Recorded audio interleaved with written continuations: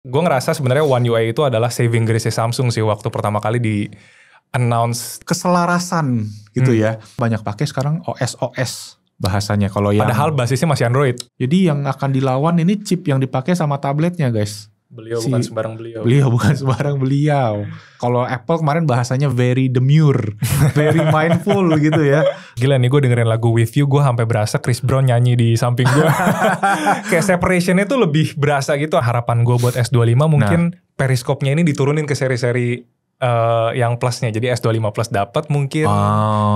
Yo, what's up guys? Welcome back to Beat Podcast Season 2, episode yang kedua. Dan hari ini kita bakal ngebahasin Samsung. Ada siapa di sini? Edwin lagi bareng gua Malvin, dan ya ada yang kita bakal banyak bahas nih Win ya, soal Samsung, soal rilis barunya, rilis yang coming soon, rilis tabletnya yang ada di depan gua sekarang juga, dan langsung aja tanpa basa-basi lagi kita mulai videonya. Let's go.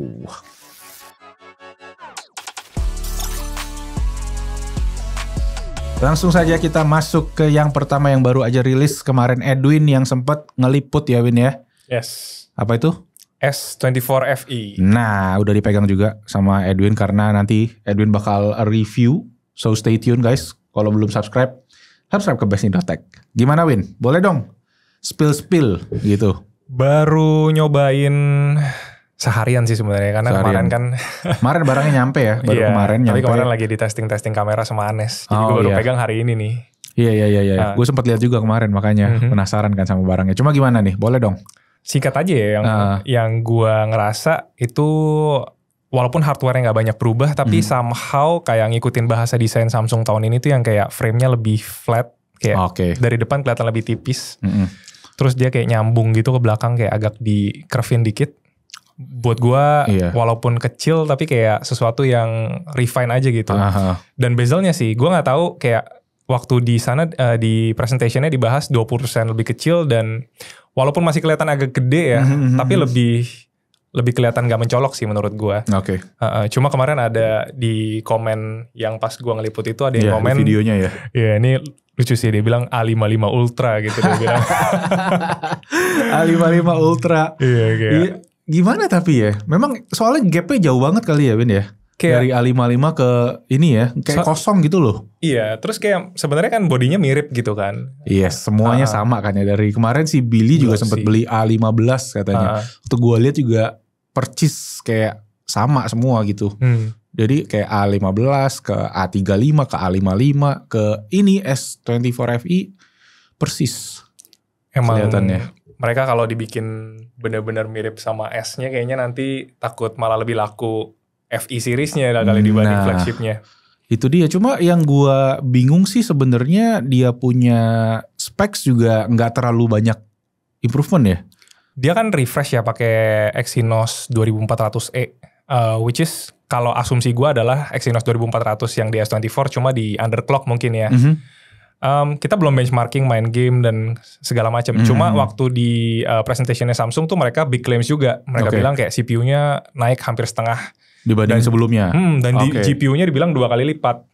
Gitu. Jadi gue penasaran kayak sebagus apa sih. Gue sih belum nyobain S23 FE. Cuma kayak kalau ngelihat banyak orang yang bilang wah panas segala macam atau gimana. Jadi gue lumayan penasaran gitu. Kalau yang di sini kayak bakal benar-benar big jump gak sih gitu.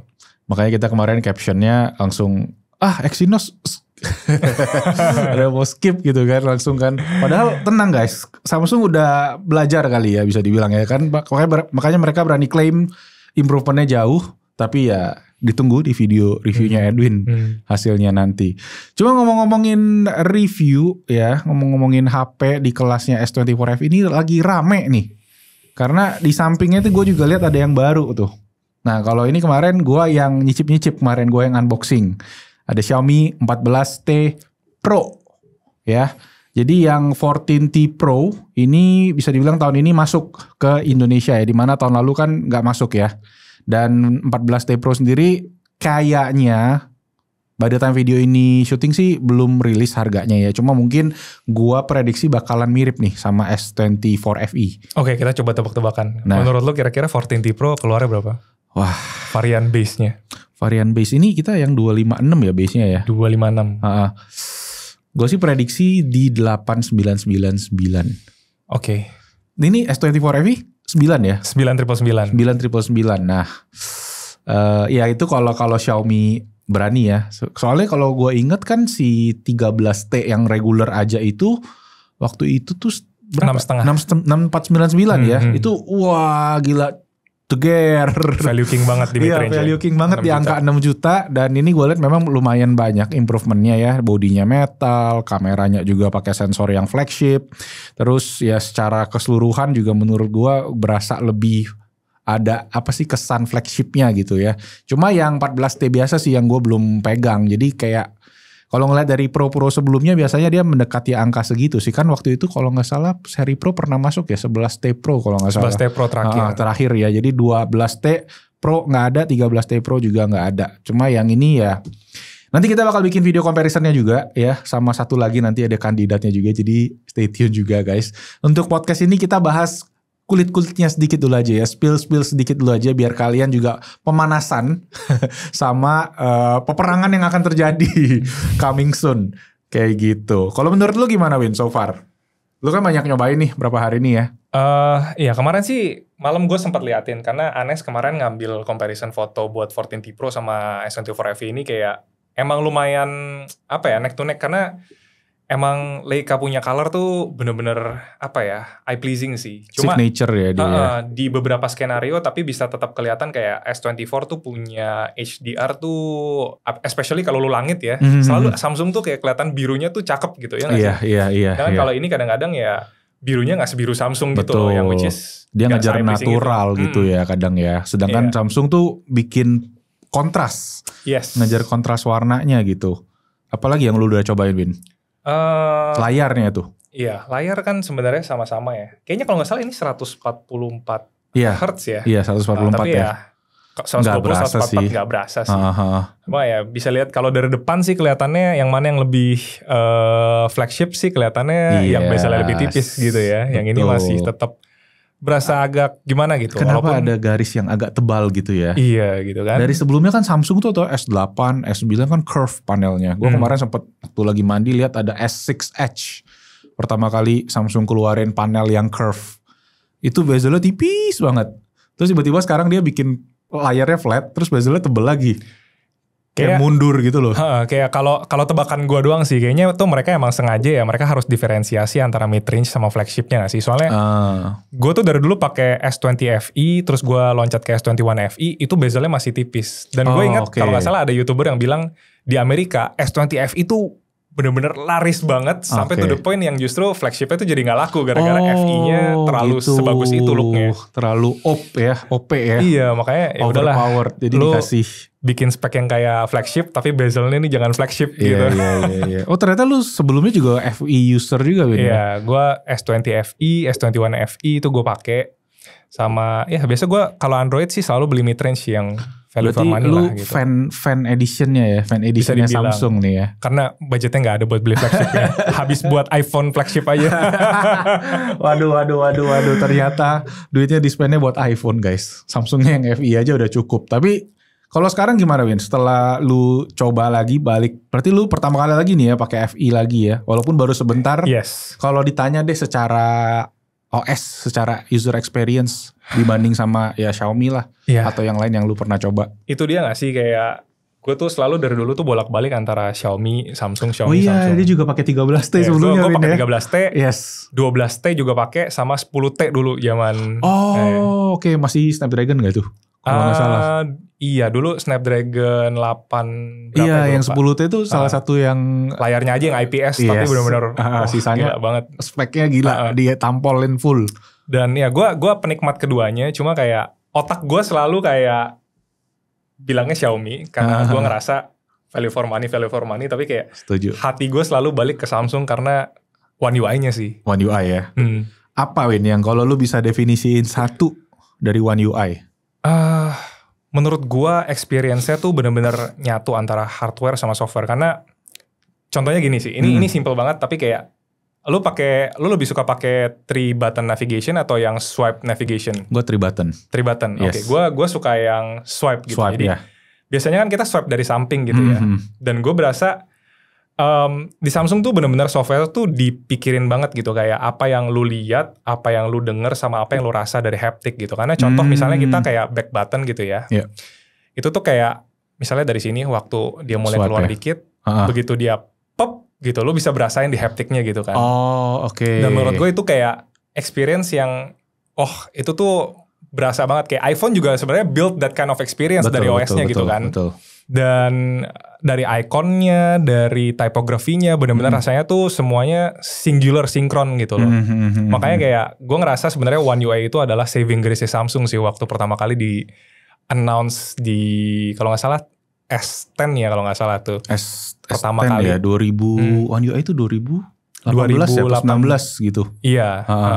Nanti coba deh mungkin dikasih cuplikannya. Boleh guys, kayak kalian coba cek iklannya juga. Gue suka banget waktu pertama kali One UI di reveal tuh kayak, wah ini nih bener-bener dari sebelumnya TouchWiz, terus tiba-tiba pindah ke Samsung Experience, which is better. Tiba-tiba mereka bikin bener-bener UI-nya dirombak semuanya, ikonografinya segala macem. Dan menurut gue jadi jauh lebih selaras. Itu strength-nya sih. Samsung Experience malah seinget gue udah mendekati One UI. Cuma kayak versi 0.5 kali Win ya. Bisa dibilang. Kalau bisa dibilang kayak gitu ya. Ya gue juga lumayan kaget waktu itu tiba-tiba dari TouchWiz. Terus mereka diam-diam kasih nama tuh Samsung Experience waktu itu. Dan belum ada One UI posisinya. Cuma udah berubah total. Tapi Samsung gak ngomong apa-apa soal Samsung Experience.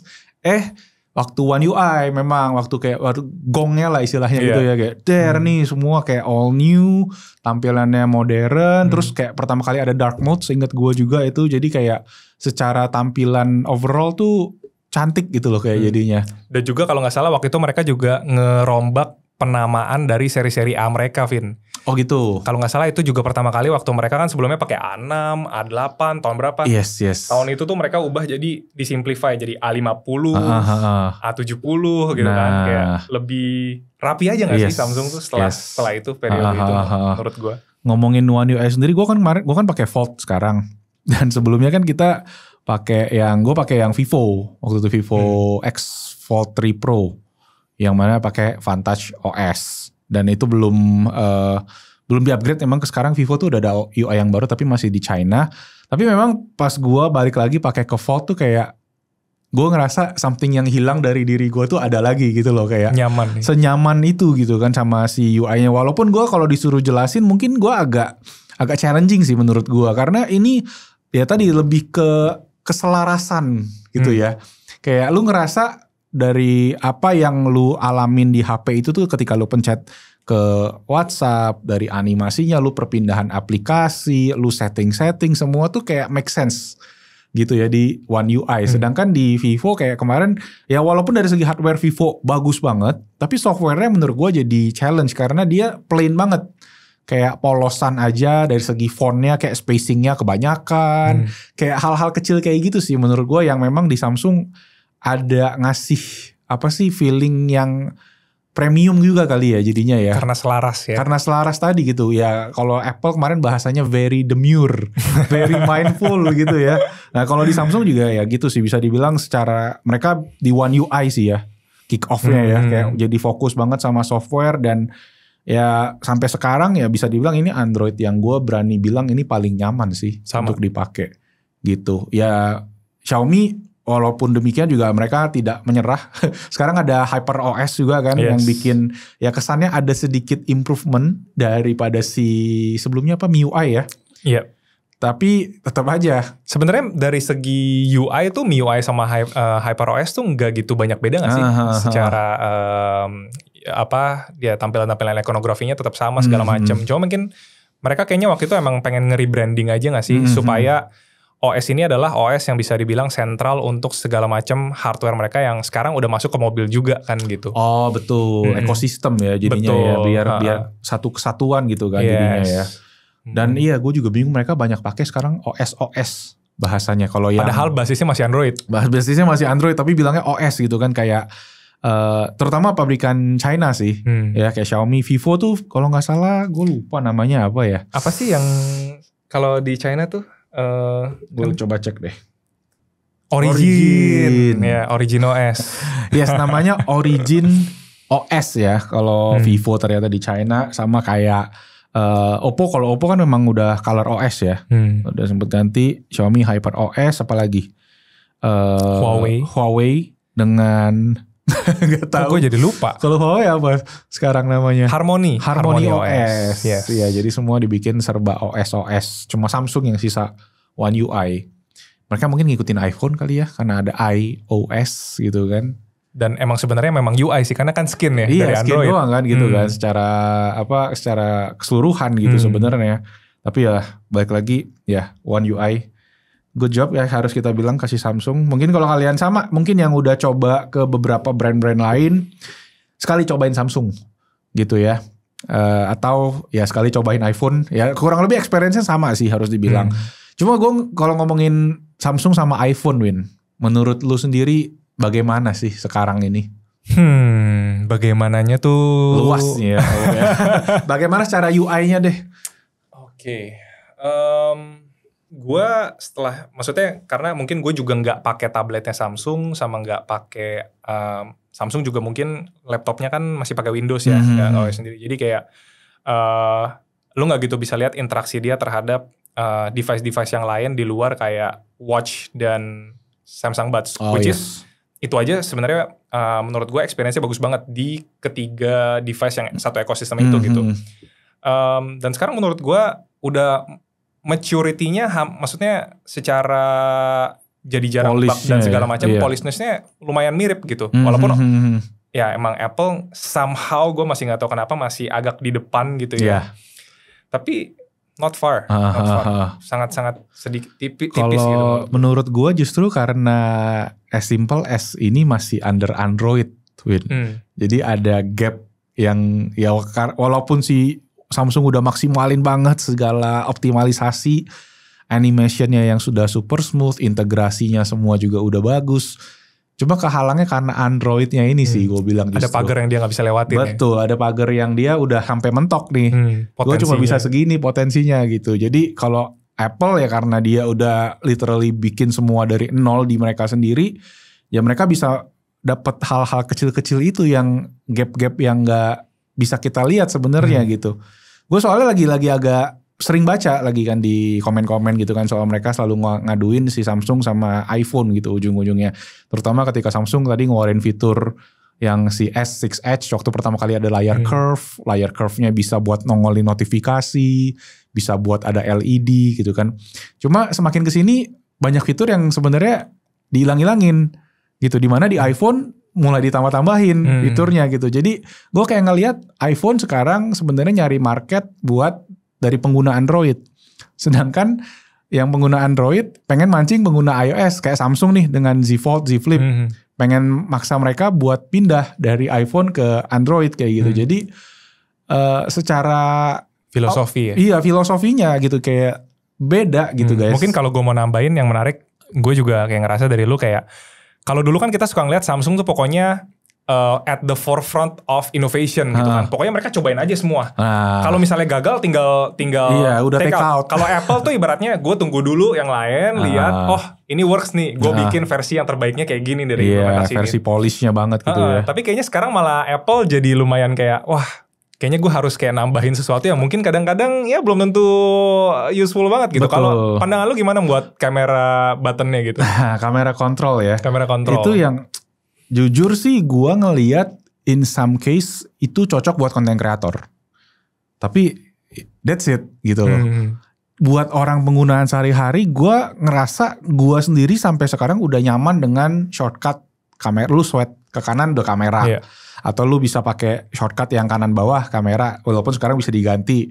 Atau lu bisa berbagai macam cara untuk masuk ke kamera. Karena kan tombol itu pada dasarnya tombol untuk masuk ke kamera kan. Jadi kayak mungkin nanti kalau dioptimalisasin ke aplikasi-aplikasi third party kita bakal bisa lihat secara fungsinya ya.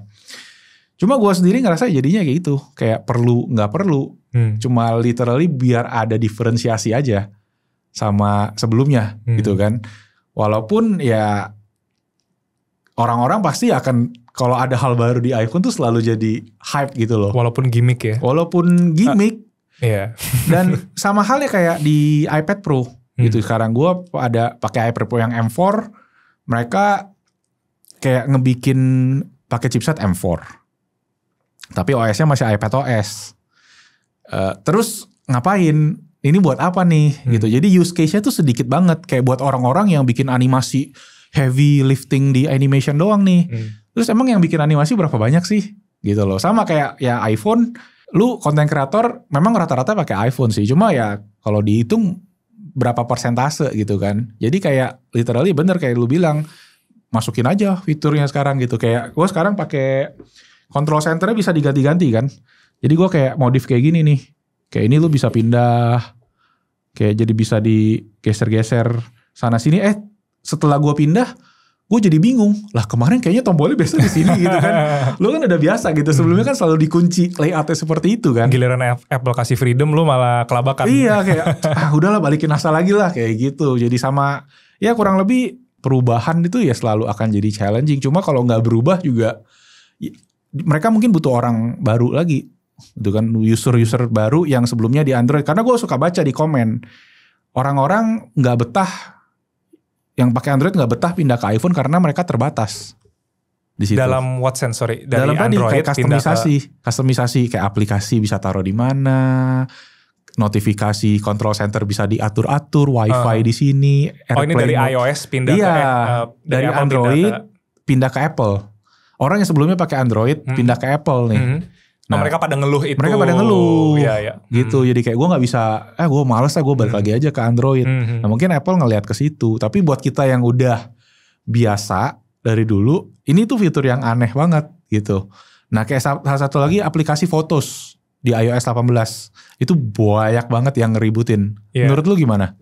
Gue tambah ribet dan untungnya dari dulu, mungkin sejak 3 tahun 4 tahun belakangan, gue tuh lebih banyak pakai Google Photos daripada native Photosnya Apple. Karena gue nge-backupnya ke Google anyway gitu kan. Yes. Jadi gue katanya itu malah mirip Google Photos, Win. Secara layout, bener nggak? Sebenarnya malah menurut gue enggak, karena Google Photos tuh lebih simple lagi, kayak ya tabnya masih di bawah gitu kan. Kalau Apple kan mau dibikin full screen, terus lu scroll ke bawah baru ada menu-menu yang macem-macem kan di situ kan. Kalau Google tuh masih ibaratnya konservatif yang kayak ya bottom bar. Sebelumnya kita gitu nggak sih di iOS? Gue sampai lupa loh sekarang bentuk yang 17 gimana gara-gara lihat tiap hari liatin yang 18. Cuma mungkin kita kasih gambar deh ya perbedaan iOS 17 sama iOS 18. Editor please dimasukin biar kita bisa lihat bedanya. Tapi intinya sih ya perubahan di iOS 18 kayaknya gue ngelihatnya Apple pengen buat biar Android user jadi masuk. Kok jadi ngomongin iOS kita ya? Ini lagi ngomongin Samsung gitu. Samsung kita padahal cuma gak apa-apa. Ya karena Samsung dan Apple kan sudah tidak bisa dipisahkan ya gitu ya. Kita lanjut ke mid range-nya deh. Karena ngomongin Samsung rekomendasi mid range ya pasti kalian semua udah hatam dengan seri A55. Ya. Udah bosan dengernya. Udah bosan mungkin dengernya sampai sekarang. Cuma ya itu sih gue bingung. Gapnya jauh banget. Ya tadi dari A55 ke S24 FE. Gitu. Harganya 2 kali lipat hampir kan. Yes. Dari 5 jutaan di 5.999 ke 9.999. Jadi gak ada yang 6.999, 7.999, 8.999 itu kenapa? Sebelumnya tuh ada A7 73 ya terakhir ya. Nggak ada lagi ya 7475. Kenapa Samsung gitu? Mungkin teman-teman boleh juga yang tahu jawab. Kalau di luar negeri ada nggak ya? Kayaknya nggak ada ya. Nggak ada sih kayaknya. Nggak ada juga ya. Jadi ya itu segmentasi harga-harga yang dimakan sama brand-brand China nih makanya nih ya. 7 juta 8 juta. 7 juta 8 juta gitu betul. Kayak Xiaomi 13T Pro makanya 14T Pro nih makanya mungkin berani masuk. Tapi ya kita lihat lah nanti ya hasil comparisonnya seperti apa. Pasti kita compare sih soalnya neck to neck ya kelihatannya. Neck to neck banget terus budget ya, flagship. Budget ya gua bilang budget flagship itu atau kayak premium mid range. Nah, budget flagship, premium mid range atau kalau gua propose-nya basic flagship. Basic flagship. Yang mana yang kalian suka di komen di bawah. A55 tuh juga turun banget sih harganya sekarang kalinya udah ya. Iya. Kemarin kita mantau, gue gak tahu sih itu yang pas kita bikin video sebulan lalu tuh ya. Yes, yang comparein sama iPhone 11 ya terutama ya. Iya 11. Itu udah mulai turun, walaupun memang ada beberapa yang versi, kalau gak salah dia ada RAM yang lebih gede ya. Ada yang RAM 8 atau sama RAM 12 kalau nggak salah. Oh ya? Yes. Tapi gue kemarin iseng-iseng doang sih gue cek-cek gitu. Tapi kalau nggak salah, kalau itu salah maafkan. Kalau berarti storage-nya berarti ada perbedaan harusnya. Ya ada 256 sama 512 ya. 128. 128 oke.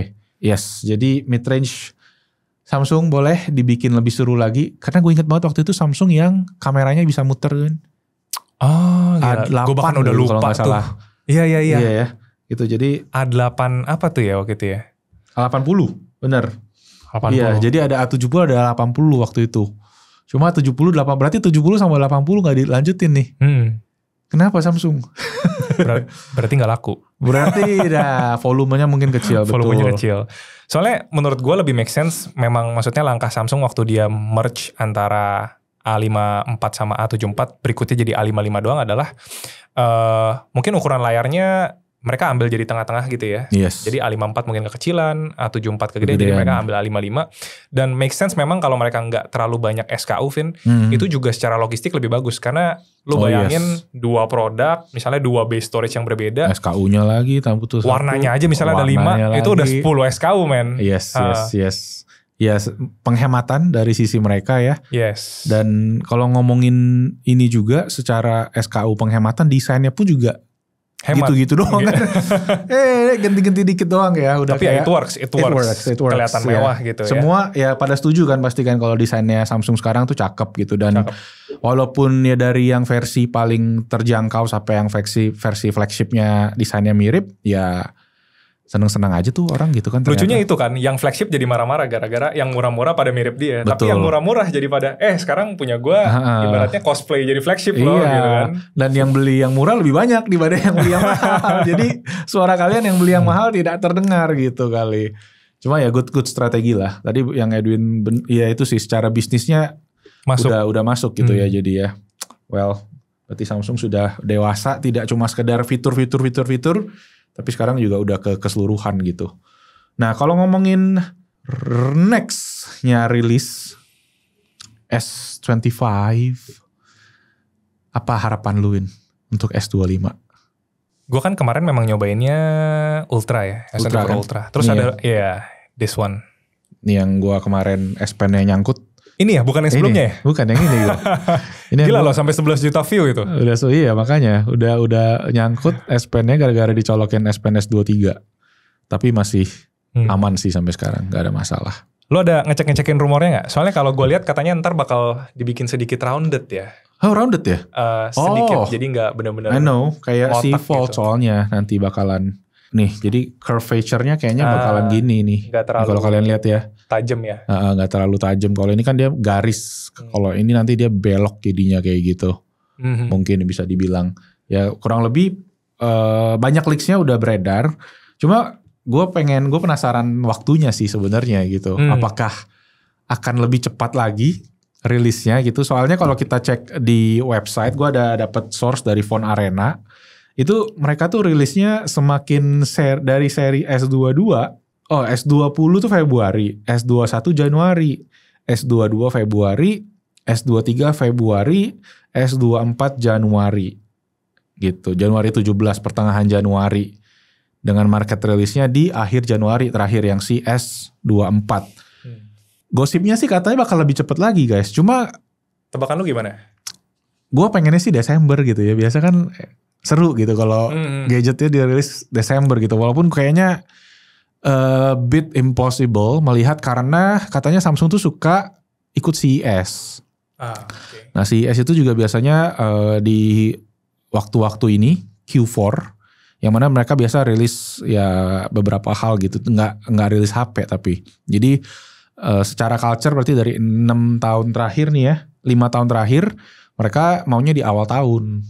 Oke. Gitu. Sebenarnya menurut gue make sense kalau mereka mau maju ke Desember karena sebenarnya kalau lu lihat culture-nya di mana-mana tuh emang mereka kayak Apple misalnya, Apple ngeluarin iPhone kan September karena mereka memang hyping up begitu November Desember udah orang tuh mau Christmas beli barang baru gitu kan. Jadi gak pengen kelewatan momentum end of year orang pada belanja gitu kan. Ya. Festive season belanja. Makanya kita juga bisa lihat kan Apple kayak gitu. Terus misalnya ngeluarin iPad juga biasa bulan Mei waktu udah mau back to school misalnya kan. Yes. Jadi dari segi momentum kayaknya memang make sense maju ke Desember. Cuma menurut gue unlikely juga karena kelihatannya ya itu Vin, mereka baru jualan. Berarti mereka kan baru jualan seri S24 tuh selama 10 bulan gitu kan. Dari Februari ke ke November Desember gitu kan. Untuk suatu series mereka udah produksi segitu banyak, jualannya cuma 10 bulan, ya mereka akan ada mesti cepet-cepet sell-in barangnya, cuci gudang cuci gudang dulu sebelum yang baru keluar. Jadi itu yang jadi challenge kalau mereka mau majuin terlalu jauh gitu. Iya, kayak rilis HP ini aja baru berapa bulan berarti, kayak di Indonesia kan? Terutama baru 10 bulan mungkin ya. Karena kan biasa kita agak mundur nih. Terus ya pasti masih banyak, sama halnya juga dengan ya seri-seri sebelumnya ya. Mantan-mantan flagshipnya Samsung tuh masih laku-laku aja sebenarnya di Indonesia.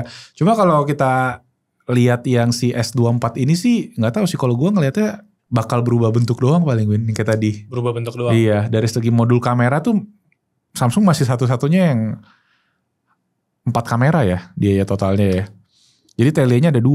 Oh iya gitu. Yang biar zoom 100 kali itu. Jadi zoom 3 kali sama 5 kali gitu dibikin periskopnya. Dari yang sebelumnya 10 kali memang turun ke 5 kali, tapi dari 5 ke 10 itu jaraknya nggak terlalu jauh gitu. Oh mungkin ini good thing yang kalau lu tanya harapan gue buat S25 mungkin periskopnya ini diturunin ke seri-seri yang plusnya. Jadi S25 Plus dapat mungkin. Oke. Tapi ya kalau bodinya terlalu kecil mungkin susah kali ya. Yes. Mungkin S25 Plus bisa, S25 nggak dapat nggak apa-apa gitu ya. Iya. Ya itu poin yang menarik banget sih. Tapi dari segi bentuk kan bakal kayak gitu, Win. Bakal sama secara desainnya kan. Iya. Yang bulatannya 3 gitu. Cuma jadi bedanya ada S Pen doang kali ya. Betul. Gitu. Jadi kalau ini kan S25 kan emang dari awal si Ultra semua begitu kan. Ada 5 bulatan gitu yang jadi ciri khasnya. Kalau yang di bawahnya semua yang versi plus, versi regular semua bulatannya 3. Jadi kemungkinan tetap dapat telefoto, cuma telefotonya berapa? Biasa 3x ya. Biasanya 3x ya. Berarti Pak ya itu kalau diganti ke 5x ya bisa jadi sih, kayak karena iPhone yang 16 Pro biasa aja udah 5x dapet ya. Gitu kan. Jadi cuma katanya berbeda ya. Kalau yang ini periskop, kalau yang si iPhone itu tetra prism katanya kan. Cara kerja lensanya berbeda. Jadi hopefully ada perubahan lah di sana. Yes. Setuju deh kalau soal itu. Cuma bentuknya sih gue harap, gue suka banget sih jujur aja sama bentuk si Z Fold ini. Yang udah lebih rounded maksudnya. Yes, yang udah lebih rounded kayak gini, and nggak tahu apa karena ini ceper ya. Maksudnya lebarnya nggak terlalu lebar, jadi dipegang tuh enak banget gitu. Kalau S25 kan bakalan lebar dan bakalan lebih tajam ya ujungnya ya. Nah itu nggak tahu tuh nanti bakal enak nggak tuh dipegangnya. Iya, ini aja buat gue kayak ya tetap gede banget sih. Terus masuk kantong juga buset, celana gue sampai jadi robek-robek gitu kan, jeans ketusuk-tusuk gitu. Dan dia punya kamera tuh makanya gede-gede semua modulnya kan, jadi nonjol dari celana. Nah ini yang si Z Fold juga gue, tapi memang ujung-ujungnya pakein case juga sih lu ya. Iya. Gue pakein case murah meriah ya, yang ada standnya aja yang penting. Nah ini gue case berapa? Nggak 70 ribuan. Jadi menutupi dia punya curve-nya juga ada sih sayangnya. Gak? Ada MagSafe-nya. Ada MagSafe ya. Magnetic wireless charging case. Nah, itu harapan gua, Win. MagSafe-nya built-in. Yes, karena Qi 2 itu sebenarnya ya MagSafe. Open standard sekarang. Open standard actually gitu. Dan ya hopefully banget S25 bakalan ada MagSafe kalau gua. Itu dia, gue baru ingat sekarang gue mau mention itu. Karena ya semua sekarang gue pakein MagSafe everywhere. Iya, gue juga lebih enak ya. Kayak gue kalau di mobil gitu tinggal plug gitu. Iya, gitu kan. Terutama di mobil sih, bener. Itu karena ya enak banget dan ya buat ngecas juga tinggal nempel, apa-apa tinggal nempel. Gue sekarang ya iPhone sih yang gue pakai untuk malam, gue taruh di MagSafe gitu. Nightstand gitu ya.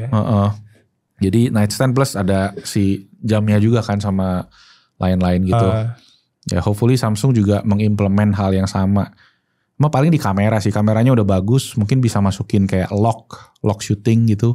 Oh. Gitu, karena itu cuma ada di iPhone. Ya, bener-bener pro yang pakai sih itu sih. Pro yang pakai. Xiaomi ada loh. Yang Xiaomi 14. Locknya ya? Iya ada locknya dia. Gue belum ngecek. Nah makanya Xiaomi 14, Xiaomi aja ada gitu. Jadi Samsung harus, ayo kita naikin game video levelnya mesti bisa kejar ke yang lain Gitu, masa kalah sama Xiaomi? Ya. Yes. Kita ngomongin tablet deh, Win. Tablet Rekomendasi Samsung nih. Kebetulan kita kedatangan tablet terbarunya nih. Yang kemarin Edwin juga udah bahas di video S24 FE ya. Ada ini dia. S10 Plus. Yes, jujur secara fisik gue kemarin belum ngecek bedanya apa sama Tab S9 series. Rempong kemarin guys ya kalau acara gitu ya. Cuma kayaknya gue melihat tidak ada perbedaan yang signifikan. Kemarin kita sempat review juga yang S9 ya. Jadi kalian bisa cek. Cuma mungkin perbedaan utama di sini nih. Case dia ada kayak ininya memang iya. Buat itunya. Tapi dia transparan sekarang. Oh itu transparan? Transparan ya, semi transparan lah. Iya, jadi kelihatan ya, gitu kayak frosted betul. Dan ya bodinya masih mirip-mirip sih, gue bilang ya, flat, dual kamera. Terus, dapat keyboard sekarang ya. Yes, yang bagus sekarang udah dapat keyboard covernya langsung included. Always, bukan cuma pre-order doang ya. Karena yang S9 itu kita kemarin, gue kejar-kejar beli pre-order karena ya biar kita dapat keyboardnya gitu guys. Dan sekarang udah pasti dapat ya. Nah, kemarin ada yang komen Vin, sorry. Apa tuh? Mereka bilang, wah S10 tapi akhirnya kok ganti ke MediaTek. Oh, nah itu dia tuh yang menarik ya. Kayaknya Samsung baru ini ya pakai. Katanya pertama kali Tab Samsung ya? Pindah ke MediaTek setelah sekian lama. Oh, gimana Win? Opini lu? Gue sih sebagai orang yang pakai HP MediaTek kayak 13T kan MediaTek gitu kan. Yes.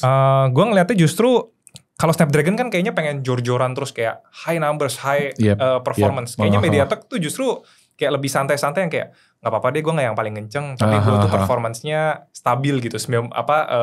Selalu bisa peak performance. Ya. Stability-nya tuh gila loh. 13T gue beli gara-gara wildlife stress testnya salah satunya gara-gara gitu. Iya 98% gitu loh. Jadi kayak ini HP tuh bisa nge-boot dan stabil terus gitu. Dan gak terlalu panas-panas banget juga gitu. Mungkin approach-nya MediaTek lebih ke situ kalau gue lihat gitu loh. Semenjak Dimensity sih gue bilang Win. Yes. Ya, semenjak Dimensity mereka lebih secara gue bilang lebih dewasa kali ya dalam menanggapi ya persaingan lah istilahnya. Karena ya sebelumnya kan pasti apa-apa kejar-kejaran angka aja gini. Antutu siapa yang paling gede gitu kan. Kalau sekarang gue lihat si Dimensity ya masih ada elemen angka-angkanya. Kalau kalian cek di news-news tuh masih suka bilang Dimensity 9.000 berapa gitu. Pokoknya Antutunya nomor 1 katanya gitu. Cuma kalau gue lihat emang ya itu tadi kayak Edwin bilang kestabilannya sih yang terjaga lah sekarang gitu. Kalau dulu MediaTek tuh suka dibilang apa? Panas. Gosok ya. Gosok apa? Gosokan baju apa sih bahasanya? Setrika. Nah, itu wah gila. Dulu parah banget sih memang. Sampai akhirnya banyak orang gak suka sama MediaTek gitu kan. Jadi, padahal sekarang udah gak kayak gitu guys. Sekarang emang udah jadi apa sih ya lebih dewasa. Gue bilang tadi kayak dari segi performance gak cuma dia angkanya gede tapi juga stabil. Cuma gue ngerasa kayaknya efisiensi daya nih Min, yang dia masih belum matang banget di situ. Karena gue ngerasa tiap kali gue pakai Dimensity smartphone itu masih agak boros baterainya. 13T boros nggak? Menurut lu? Jujur gue selama pakai HP yang 5000 mAh, gue hampir nggak pernah komplain sih. Maksudnya ya, cukup aja buat lu ya. Iya, soalnya kayak kalau boros pun ya baterainya gede gitu. Dan ya 5000 mAh yang help sih. Walaupun ya mungkin power draw-nya gede terus kayak boros, tapi gara-gara badak banyak gitu baterainya, jadi kayak aman-aman aja berasa. Aman-aman aja buat seharian gitu. Gue ngerasanya kalau 13 waktu awal-awal tuh lumayan boros soalnya. Jadi waktu gue pakai buat review itu tuh cukup. Dan beberapa teman gue juga ngomong setelah gue juga sering rekomen dia 13T aja nih udah value for money lah gitu kan. Terus setelah mereka pakai ternyata oh iya emang lumayan boros ya. Lumayan boros gitu. Ya Dimensity menurut gue tadi sih sisi positifnya tadi performance-nya itu sustainable dan nggak asal-asalan doang sekarang, nggak asal kencang doang tapi nggak awet, nggak tahan, tapi ya paling baterainya aja. Cuma sekarang HP-HP-nya juga fast chargingnya udah 50 watt segala macem, yang mana ya cepet ya kali ya. Jadi ya ini jadi ngomongin MediaTek yang resurgence gitu ya bisa dibilang ya. Dan ya ini pertama kali Samsung pakai MediaTek, apakah ini jadi pertanda kalau yang lain juga akan menggunakan MediaTek? Menyusul. Ini tablet flagship loh ya, tablet yang sebelumnya selalu pakai Snapdragon. Iya, selalu pakai Snapdragon. Apa Exynos ya? Gue lupa. Snapdragon kan? Snapdragon. 8 Gen 2 ya. Yang si Tab 9 itu 8 Gen 2 seinget gue. Gen 2 ya? Gen 2 deh, coba. Atau Gen 3? Ya. Gen 2. Gen 2. Yes. Yes, jadi bener Snapdragon 8 Gen 2 ya, terakhir sih Tab S9. Dan sekarang pertama kali jadi MediaTek, dan pertama kali kayaknya ini yang versi reguler ya, nggak masuk ke Indonesia. Ya. Yang rilis cuma Plus ya, dan sama Ultra. Mungkin nanti coming soon kita tunggu aja. Cuma agak aneh aja ya. Iya. Harusnya kan yang versi paling terjangkau yang paling banyak. Pertama kali nih. Pertama kali ya. Kayaknya. Gue juga agak kaget kemarin waktu si Edwin cerita. Yang masuk cuma versi Plus sama Ultra. Berarti yang bisa beli cuma Sultan. Startingnya 17.999. Iya. 17.999 startingnya ya. Iya, startingnya 17.999. Yang Ultra 20.999. Wow. Oke. Itu udah teritori beli laptop sama tablet. Iya kan. Ya kemarin gue habis yang review tablet Asus tuh. Pada komen kan, ini kok harga segini gue bisa beli MacBook sama iPad satu. Iya, exactly. Anes juga ngomong kayak gitu sama gue. Iya kan? Kayak, wah, ini kalau 20 juta dapat tablet Android lagi gitu kan. Ya ada DeX-nya sih, tapi tetap aja. Beda. Tetap OS Android basisnya gitu. Baik lagi tadi, udah nyampe pagar nih Samsung. Gue gak bisa apa-apa lagi kata dia gitu. Udah segini doang, gue udah mentok. Tapi ya moga-moga, ya nanti Android, sekarang Android 11, 13 ya. 14 ya berarti 14. Ya sekarang ya. Yes, udah 14 dan dapat software update. Kemarin sih kita tanya, tapi belum dikonfirmasi.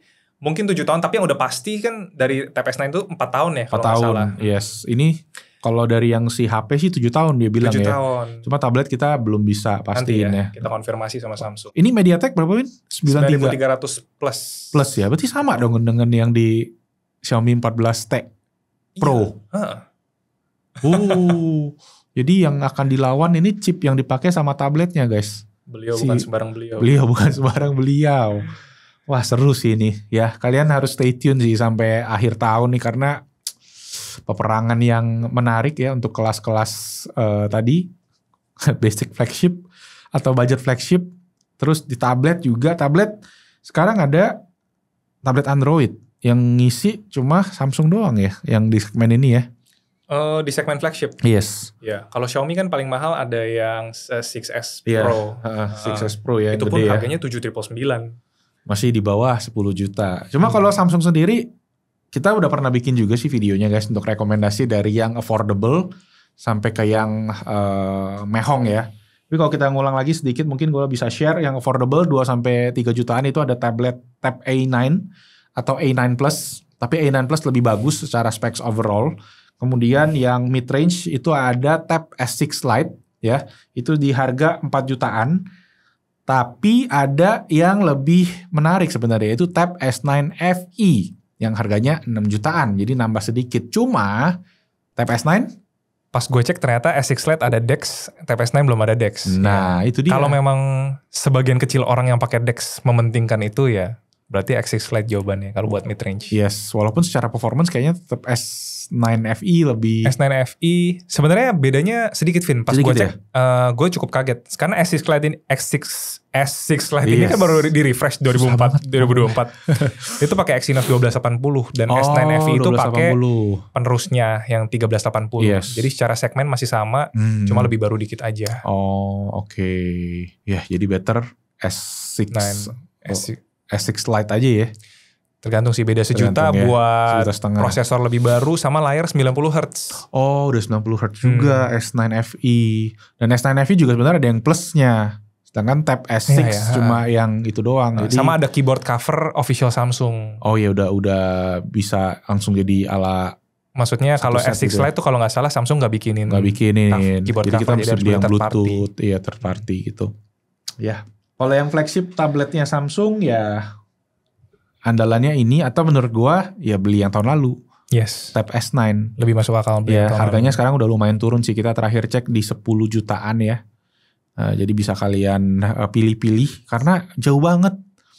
S10 yang plus ini 17.999 beda 7 juta. Berarti nambah dikit kebeli 2 tuh. Nah itu dia, nambah dikit bisa kebeli 2 itu, terutama buat gue yang anaknya 2. Beli yang terjangkau aja jadi gitu ya, sekalian dapat Snapdragon, dapat Dynamic AMOLED juga, dapat keyboardnya aja yang nggak dapet tuh kayaknya. Ah iya betul. Ya jadi mesti nyari yang jual keyboardnya. Tapi kayaknya masih ada sih harusnya. Stoknya harusnya masih ada kayaknya ya. Yap. Jadi apalagi nih Win? wearables mungkin ya. Wearables menarik nih. Bisa kita bahas-bahas. Soalnya lu pakai yang Galaxy Buds 3 sama ya kan? Watch 7. Sama Watch 7. Yes. Gue pakai Buds 3 Pro kemarin. Gimana Vin? Gue tuh sebenarnya tertarik loh buat beli Buds 3 Pro pribadi gitu ya. Soalnya kayak di luar-luar tuh gue keracunan orang-orang pada bilang mic-nya bagus banget. Oh gitu, oke. Noise cancellation-nya gitu. Dibanding orang bandingin sama AirPods Pro 2 tuh katanya masih lebih bagus Buds Pro 3 gitu kan. Kalau yang gue bilang sih dari Buds 3 Pro tuh sound quality-nya yang emang bikin mind blown. Tapi dengan catatan lu juga harus pakai yang bisa muter bitrate tinggi. Which is Apple Music saat ini. Yang bisa muter lossless audio. Gue kemarin waktu awal-awal nyoba itu gue compare puter Spotify sama puter Apple Music. Gila kayak dari yang sebelumnya kayak berasa gitu Win. Kayak istilahnya pipa yang sebelumnya pipanya udah gede. Tapi air yang lu alirin kecil gitu kan. Jadi kayak berasa gitu gimana gitu ya. Pas dimasukin Apple Music di lagu yang sama tuh kayak pipanya full gitu istilahnya. Airnya deres gitu loh. Gue juga kemarin waktu lagi nyobain gue sampai bilang sama Feren kayak gila nih gue dengerin lagu With You gue sampai berasa Chris Brown nyanyi di samping gue. Kayak separationnya tuh lebih berasa gitu antara instrumen musik sama vokalnya gitu ya. Tapi gue gak tahu itu gara-gara bitrate-nya atau gara-gara Dolby Atmos-nya. Itu lu pakai yang? Gue waktu itu pakai Galaxy Buds 3 biasa. 3 biasa ya. Terus gue pairing ke Samsung tapi pakai Apple Music yang lossless. Oh Samsungnya apa? Waktu itu Z Flip 6. Oh Z Flip 6 ada kan fiturnya ya. Yang waktu itu yang ultra high quality ya UHQ. Nah itu ya emang so far baru Z Flip sama Z Fold soalnya yang ada fitur itu. Tapi pas kemarin gue cek Vin, baru banget kayak 2 hari lalu kayaknya Samsung S24 Ultra kan dapat update One UI 6.2 ya. Kayak beberapa udah masuk fitur yang eksklusif. Tapi gue belum cek UHQ bakal termasuk apa enggak. Karena kemarin kan gue pas scripting itu ada yang fitur Smart Select sama Smart apa tuh yang dari edge panelnya itu cuma eksklusif di Fold sama Flip kan. Pas kemarin gue cek loh kok di Ultra udah ada setelah update. Oh berarti udah mulai diturunin nih guys fitur-fiturnya ya. Karena Samsung emang selalu begitu sih tradisinya. Kalau ada fitur baru nih yang di HP yang baru yang bentuknya software biasanya beberapa bulan kemudian akan dikasih. Nggak terlalu pelit-pelit amat. Iya nggak terlalu pelit-pelit amat lah. Contohnya A55 aja sekarang udah ada circle to search kan. Gitu. Jadi ya Samsung kalau urusan fitur harus gue bilang nggak pelit banget lah. Istilahnya selalu ngasih yang the best. Dan Buds 3 itu tadi sama kayak Buds 3 Pro ada fitur ultra high quality audionya. Yang tadi yang bisa bikin suaranya jadi nampol gitu loh. Beda sama Apple. Apple aja kemarin AirPods 4 walaupun gue bilang AirPods 4 itu tetap bagus ya secara standar ya. Cuma ada aja yang dikurangin gitu sengaja. Kayak swipe volume controlnya dihilangin gitu loh. Dibanding yang Pro ya? Dibanding yang Pro. Padahal bisa. Hardware-nya ada di situ pasti. Dan gitu Apple loh. tuh yang kemarin gue agak gergetan adalah dia bikin versi AirPods 4 biasa tanpa ANC dan versi ANC yang ada ANC. Padahal dua-duanya hardware-nya sama. Berarti sebenarnya cuma software doang dong yang di lock. Nah setelah gue cek ternyata beda Win. Kalau yang AirPods 4 tanpa ANC dia nggak ada ada air vents-nya. Jadi untuk si noise cancellingnya itu ternyata beda di sono katanya gitu. Jadi walaupun udah dibedain. sama-sama pakai H2 chip sama yang which is buat noise cancelling sebenarnya. Betul, exactly gitu. Jadi ya kita nggak ngerti sistemnya si bapak tim ya. Bapak tim yang ngurusin apa sih namanya? Dia supply chain ya, dia yang ngurusin supply chainnya kan gimana ceritanya ini. Karena menurut gua mungkin mereka rugi juga kali kalau mereka istilahnya ngejual di harga yang lebih murah dengan fitur yang sebenarnya ada gitu. Mending pasti dibedain gitu sekali. Dan lumayan kaget juga sebenarnya fitur yang lebih murah itu di $129 ya. Padahal sebelumnya historically AirPods 3 keluar 179. Dia keluar yang lebih murah. Tapi nggak apa-apa dia nggak ada ANC gitu sekalian gitu. Makanya ya plus minus juga sih jadinya ya. Well ya Apple being Apple, Samsung being generous ya. Jadi kita harus ya support Samsung di sektor ini ya. Jadi yang kalau kalian yang pakai HP yang lama mesti sabar aja ya, jangan gatel tangannya, nggak harus beli HP baru kalau belum rusak. Nanti bakalan dapat softwarenya gitu secara software. Cuma ya secara hardware balik lagi ya hardware is hardware, software is software. Wearables berarti Buds 3 sama Buds 3 Pro. Kalau watch Experience lu gimana Win? Pakai watch? Karena gue terakhir pakai, maksudnya Galaxy Watch 7 sebelumnya tuh kan gue cobain klasik sebentar doang. Sebelumnya tuh Galaxy Watch 4 gue dulu. Oke. To be honest, wearables these days kayak mungkin gue bisa salah tapi kayak perbedaannya nggak gitu banyak nggak sih? Yep. Kayak waktu Watch 7 kalau nggak salah yang di marketingin tuh sekarang udah ada AI-nya buat health. Tapi itu mungkin baru bisa terbukti kalau seandainya gue udah pakai jangka panjang yang kayak mereka udah bisa compile data gue secara machine learning gitu ya. Untuk bisa ngasih rekomendasi yang segala macam. Tapi for now baru nyobain sebentar jadi nggak gitu bisa banyak. Kemarin tuh si S7 tuh dia infonya si sleep ya. Ada advancement ya. Sleep apnea detection. Sleep apnea, yes. Betul. Oke. Sama kayak yang ada di Apple Watch juga kemarin baru rilis fitur itu juga. Gitu. Jadi kayak ya nambah fiturnya sedikit-sedikit sama tadi sih ya data compiling ujung-ujungnya gitu. Karena gue pakai yang Galaxy Ring kan. Nah yang Galaxy Ring menurut gue data yang dikumpulin masih mentah banget. Jadi istilahnya kayak data yang mereka kumpulin tuh belum ditindaklanjuti banget gitu. Kayak gue juga pakai smart ring yang brand lain nih, Ultra Human. Nah itu mereka data-datanya tuh kayak disambungin ke sana sini. Kayak ada stress level lu, kayak ada recovery lu juga gitu-gitu. Jadi penyajian datanya menurut gue jadinya lebih enak gitu, lebih masuk ke gue secara kayak whole picture-nya kelihatan. Kalau si Samsung tuh kemarin Galaxy Ring kayak cuma skor tidur lu, heart rate lu berapa selama tidur, terus ya data-data satu-satuan gitu yang mana dia ada. Waktu itu akhirnya gabungannya itu Sleep Animal ya kalau nggak salah ya. Oh iya. Ingat gak lu? Gue belum cobain tapi. Nah itu di Watch juga ada. Jadi ya baik lagi ini memang soal improvement sih. Cuma kalau di compare, itu kan juga pakai nih Apple Watch, Apple Watch Ultra deh terutama sama Samsung Watch. Secara wearables, lu bisa share opini lu nggak kira-kira? Gue mungkin bias tapi karena memang gue dari dulu selalu pakai Apple Watch gitu kan ya. Justru malah gue mau bergeser sedikit untuk ngomongin ini nih yang lagi gue pakai. Nah, apa tuh? Ada Huawei Watch GT5 Pro. Jadi kalau gue ngebagi smartwatch itu kategorinya 2. Basically satu yang seperti HP ditempelin ke tangan lu. Yes. Which is sekarang menurut gue cuma ada Apple Watch sama Samsung karena basically yang bisa dibilang Google Wear OS. Pokoknya jam-jam yang ada Wear OS sama jam-jam yang ada Watch OS tuh menurut gue seperti HP yang ditempelin ke tangan. Sedangkan yang ini adalah lebih kayak ya emang smartwatch untuk fitness tracking dan health tracking gitu. Dan kelebihan yang kayak gini adalah mungkin karena fiturnya nggak sebanyak seperti yang HP ditempelin ke tangan, but battery life-nya jauh banget, Vin. Bisa sampai, ini bisa up to 14 days battery life.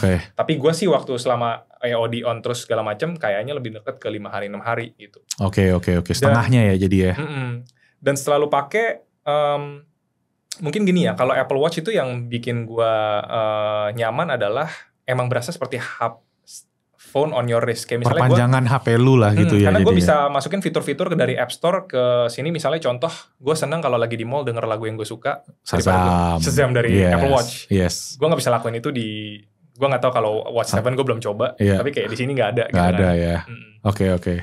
Kayak gitu sih. Ya tapi di luar itu ya menurut gue yang memang paling kepake di jam tangan itu kan emang untuk fitness health tracking. Kebanyakan gitu. Sama emang kalau untuk gaya yang mana yang watch face-nya lebih banyak yang bagus segala macam gitu kan. Kalau lu sendiri gimana?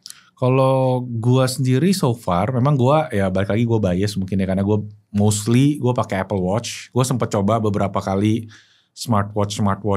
Gue tuh awal-awalnya kan mulainya smartwatch itu kan dulu ada zaman-zaman yang Amazfit kalau lu tahu, Mi Band kan mulainya. Jadi ketika akhirnya momen gue nyobain Apple Watch, itu kayak gue udah menemukan ultimate form menurut gue. Ini nih yang kayak lu bilang tadi perpanjangan dari HP lu istilahnya. Jadi ya beberapa kali kayak cukup lihat di sini aja. Udah cukup untuk daripada lu mesti keluarin HP dari kantong. Kemudian di Ultra ini sih terutama gue kebantu sama tadi battery life-nya. Nah mungkin itu yang jadi salah satu poin lu tadi ya soal kenapa si Huawei GT5 ini jadi menarik banget karena lu udah nggak perlu mikirin baterai in a way gitu kan. Lu bisa pakai, lu bisa tracking, lu tanpa lu mesti pusing ngecas gitu. Sedangkan gue sendiri ya sebelumnya waktu pakai Apple Watch yang seri-seri biasa, kalau gue lupa ngecas malam, udah selesai pertandingan, gue pagi nggak bisa pakai jam yang lain, jadinya gitu betul. Nah kalau ini kalau dengan si Watch Ultra gue masih bisa nyaman 2-3 hari nggak usah ngecas. Kadang malamnya aja gue matiin kalau gue nggak bawa charger gitu Ju. Tapi kalau lu bisnis trip misalnya sehari 2 hari, lu ada trust issue nggak kayak gue bawa chargernya apa enggak ya gitu? Iya, gue tetap ada trust issue. Walaupun nggak separah dulu jadinya gitu, beban pikirannya ya istilahnya ya. Kalau sekarang gue lebih kayak ya kalau kayak kita staycation, keluarga, weekend, ya udahlah, nggak pusing, nggak harus bawa charger istilahnya kayak gitu. Cuma kalau udah yang keluar negeri nih misalnya tuh yang lama, yang seminggu, wah udah. Kalau lupa bawa charger sih udah selesai. Bye-bye. Pasti nggak bisa pakai jam kita seminggu. Chargernya proprietary lagi ya? Iya gitu. Nah makanya akhirnya sekarang gue beli yang bisa 3-in-1 chargernya gitu kan. Yeah. Sama ngecas HP sekalian, sama ngecas AirPods sekalian. Walaupun ya pakainya jarang-jarang. Cuma ya itu baterai jadi kunci ya. Kalau di ngomongin wearables kayak gini ya. Nah dari Huawei sendiri, lu kan kemarin sempat pergi ke sana Win. Ngeliatin facility-nya gitu. Mereka tuh jadi goalnya tuh apa sih dari yang mereka bikin ini gitu, sebagai fitness tracker kayak Garmin, atau mereka pengen jadi kayak Samsung, Apple tapi versi lebih hemat gitu, versi lebih hemat baterai dan hemat harga.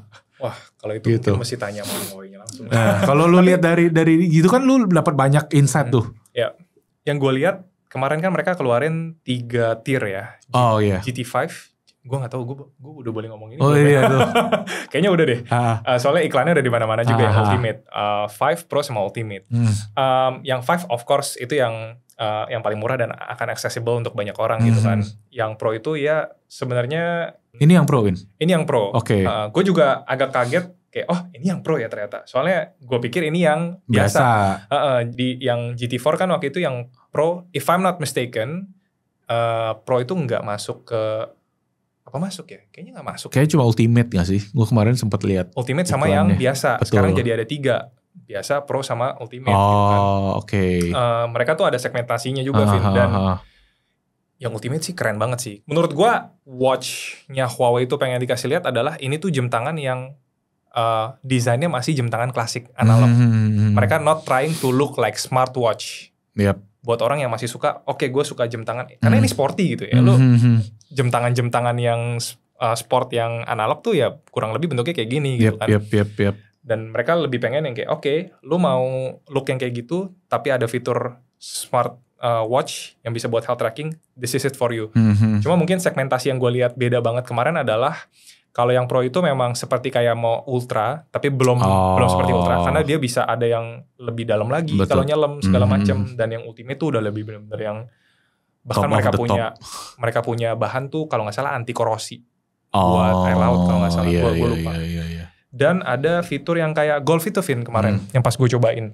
Jadi lumayan kreatif sih. Jadi lu bisa pre-download dulu, misalnya lu suka main golf gitu ya, misalnya di golf, gue nggak tahu lah golf di Pick atau di mana. Golf course ya gitu. Lu download dulu mapnya dan lu bener-bener pas lagi berdiri di mana itu map dari golf course-nya itu. Ada lu di sana gitu. Dan dia bisa ngasih kayak lu elevationnya kayak gini, terus kayak bahkan lobang gol lu kalau lu nggak bisa lihat itu ternyata di arah sana gitu loh. Pakai dia punya mapnya gitu ya. Gitu. Oke, baru tahu nih gue. Itu tersedia kalau nggak salah di Pro sama Ultimate. Oke. Dan yang Ultimate ada fitur tambahan kalau nggak salah kayak golf coaching atau apa gitu. Kayak misalnya barusan swing lu misalnya kurang atau apa gitu, gue lupa. Dari kemarin tuh soalnya gue tuh lumayan banyak baca komen-komen, sama kemarin gue sempet ada datang acara tuh orang lumayan nanyain, bro udah nyobain Huawei Watch GT5 belum? Kayak gitu. Bapak-bapak sih banyak kan. Mungkin karena ya mereka lumayan penasaran juga kali ya, atau segmentasinya juga masuk ke mereka gitu, yang masuk banget golf ke bapak-bapak ya. Golf ke bapak-bapak, 2 ini kan nggak bisa dibilang nggak yang terlalu canggih. Kayak ya mungkin di umuran kita yang lebih apa sih kita bilangnya milenial kali ya. Itu ya fitur-fitur kayak Shazam tadi itu masih kita relate banget. Tapi kalau kayak gini kan lebih yang simple ya secara fitur. Terus baterainya awet, nggak usah terlalu banyak mikir, dan ya ada fitur-fitur yang tadi. Itu mungkin segmentasinya emang si Huawei udah prepare juga kali gitu kan. Dia nggak perlu ngejar yang terlalu OS seperti HP kayak Wear OS yang dipakai di Watch 7 sama WatchOS yang di Apple, tapi dia go the route yang kayak ini health and fitness tracking, kita tambah-tambahin fiturnya di situ. Kita build from that dengan battery life yang fenomenal. Harganya berapa sih? Udah tahu belum? Kayak belum dirilis ya. Ya udah stay tune aja guys, nanti dirilis soon harganya dan dicek di Blibli aja nanti. Oke. Ada pre-order promonya ya. Kalau nggak salah FreeBuds bukan sih? Iya, FreeBuds 5i itu. FreeBuds 5i ya. Wow, beli jam dapat wearables. Beli wearables dapat wearables. Dapat earphone lengkap. Oke, berarti kita udah hampir semua ya so far ya. Wearables udah, jam Samsung, tablet Samsung, HP Samsung, TV ini TV Samsung tapi udah lama. Samsung by the way ada TV OLED juga sekarang. Iya, yang kemarin baru rilis ya. Jadi Samsung walaupun apa? Senggol biar kita senggol biar pinjemin dong. Tapi kita gue pakai monitornya sih yang QD OLED Samsung. Emang agak beda sama OLED yang pada umumnya. Karena kan Samsung punya standar QLED sendiri. Tapi secara overall gue ya happy aja sih. Cuma gue pengen penasaran sih cobain TV-nya. Karena kan gede gitu loh. Kalau OLED gede tuh biasa lebih mind blowing. Next lah, kalau kalian pengen kita cobain TV, komen aja di bawah. Apalagi nih, Win? Apalagi ya? HP udah, tablet udah, wearable udah. Apalagi sih Samsung? Kulkas. Kulkas Samsung sekarang ada yang customnya loh. Lu bisa warnain luarnya. Jadi bisa disesuaikan sama interior lu. Kayak bespoke gitu ya? Bespoke, betul. Namanya emang bespoke. Emang bespoke namanya? Ya. Bespoke ya, bukan yang lain, bukan bis. Jadi bisa di custom. Bespoke. Samsung Fridge tuh. Win. Iya. Kayak pink, warna pink segala macam. Jadi bisa gitu di custom cover luarnya gitu. Jadi boleh Vin, rumah baru lu kan? Aduh, bisa pusing gua ntar. Warna-warni kulkas. Bini lu nih biasa yang ngatur. Iya. Bini lu juga kali ntar demen kali, Win. Iya. Udah ini. Rumah ngisi pokoknya semua. Ya, Samsung kita terima. Info-info aja ya seperti biasa. Udah tahu kontaknya di mana. Oke, paling itu aja kali ya. Untuk podcast kali ini udah sejam lebih. Oh ya? Tidak terasa ya. Ngobrolin Samsung dan beberapa kompetitor. Ya, ngomongin Xiaomi tadi 14T, ngomongin Huawei Watch GT5 yang emang lagi baru-baru rilis juga. Dan ya hopefully S25 ya sesuai dengan harapan kita. Jadi ya paling rangkumannya itu aja. Ada yang mau dirangkum lagi, Win? Kalau dari lu? Nggak kepikiran apa-apa sih gue. Aman lah ya. Ya udah disampaikan semua. Jadi thank you so much teman-teman yang udah nonton podcast episode kedua. Kali ini lebih durasinya lebih enjoy, lebih lama, ngomongnya lebih banyak juga. Jadi kalau kalian ada yang mau ditanyain, kita diskusi aja langsung di kolom comment section di bawah. Itu aja, thank you semua yang udah nonton. Kalau kalian suka kasih jempol, subscribe ke Basindo Tech ya. Udah mau 700.000 subscriber. Dan ya, kita ketemu lagi di podcast selanjutnya. Hopefully 2 minggu dari sekarang. Thanks guys. See you guys. Ciao.